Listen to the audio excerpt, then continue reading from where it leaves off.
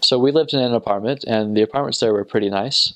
And once more missionaries came, we were able to pick out certain apartments, and then they would be inspected by either the mission president or someone that he would choose to do so. And so we lived.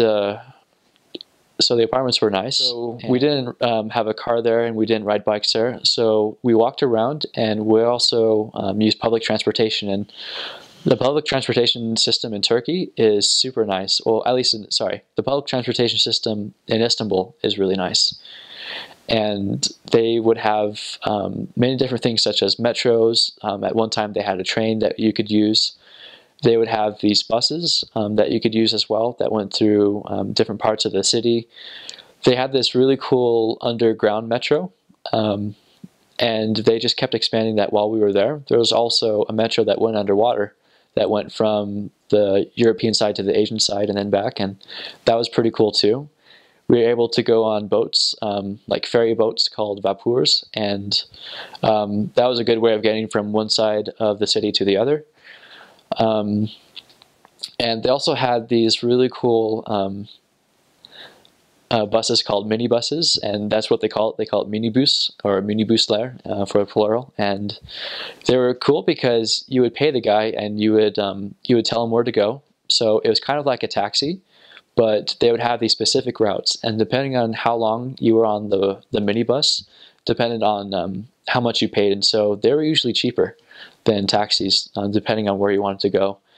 And the drivers got from point A to point B really quickly, and it was just a fast and efficient way. They were super fun, and that was just one way that we got around. And so the public transportation system was really nice, and it was really efficient, so it was enjoyable to use that. It is pretty safe. I definitely felt safer in Istanbul than I did in New York, so it just because they're good people. And of course, there are some places that might not have been as safe as others, but it was definitely safe for the most part. I didn't feel in danger at all, and even if some people knew that we were affiliated with our religion, they're very tolerant. I mean, people would listen to us, and if they didn't like what we were doing, they just said, I'm not interested in hearing about this, but I appreciate what you're doing because religion is important, and they were very respectful about that. The weather was super nice. I was surprised by how similar it was to Virginia, because that's where I was from. It was definitely a bit more humid though, just because it's surrounded by the Mediterranean Sea and the Black Sea, and you get there's just a lot of water there, and so you get that humidity. It had all 4 seasons, and so it would be pretty cold in the winters. It even snowed there a few times, and that was interesting. And you wouldn't think that for Turkey, but it did. The spring and fall there was super beautiful. It was like the perfect temperature. Summers got pretty hot, but even then, it was pretty nice just because there's water everywhere, and if you want to get like any kind of water or a quick snack, there would be these street vendors, and you could get water for really cheap, just a thing of bottled water. Also at those street vendors, they would sell these famous Turkish bagels called simits, and it's pretty much like it's like a bagel, but it's covered in sesame seeds, and it doesn't really taste like one, but it has its own little unique taste to it, and it's really good because you can have that plain, or sometimes you could have it with white cheese and tomatoes, or put some Nutella on it and just heat it up, and it's really good.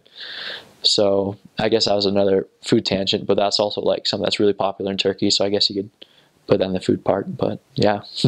If you ask someone what they did, you would get the answer like, I'm a lawyer, I'm an engineer, I do real estate, I do things with banks.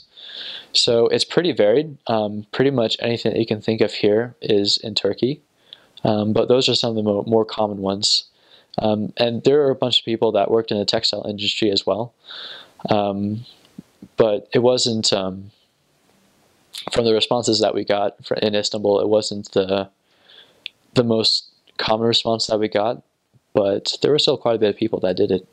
So in Istanbul, there's mainly Turkish people. You get people from all around the world because The textile industry in Turkey is pretty big, and there's a lot of opportunity for jobs there. So you have people from Africa, you have people from the Philippines, and pretty much anywhere. But it's mainly just Turkish people. Its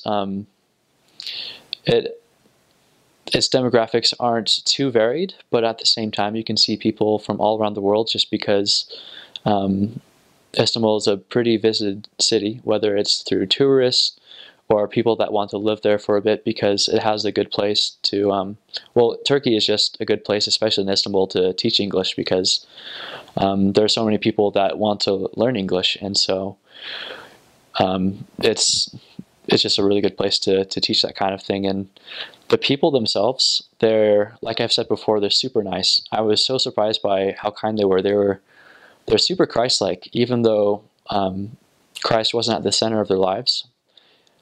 They revere Christ as a prophet and someone who's super important, but they don't necessarily follow his gospel as we know it. But despite that, they're super nice and they have so many Christ-like attributes. So when teaching about Christ, it was super easy because they were able to relate to him quite a bit, especially with like charity and service. They're just a loving people, and they can be kind of mischievous as well. They love jokes. They love having a good time. They love soccer, or football as they call it over there.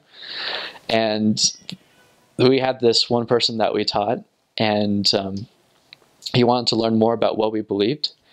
And he wanted to ask his dad if it was okay if he was taught by us. And he came back and told us that his dad said, "You know what? It's okay. You can learn about this religion. You can even change it if you want, but you cannot change your favorite soccer team or your favorite football team." And that was pretty funny, just because football there is something that is super. They get super passionate about it, and it's something that's unified. And so when you get there, you have to choose your favorite team. There's 3 main teams there. There's Galatasaray, there's Fenerbahce, and there's also Beşiktaş. And those are the 3 main ones in Istanbul. So the demographics of Muslims there it's 98 to 99% Muslim from what I can remember. So the number is pretty high.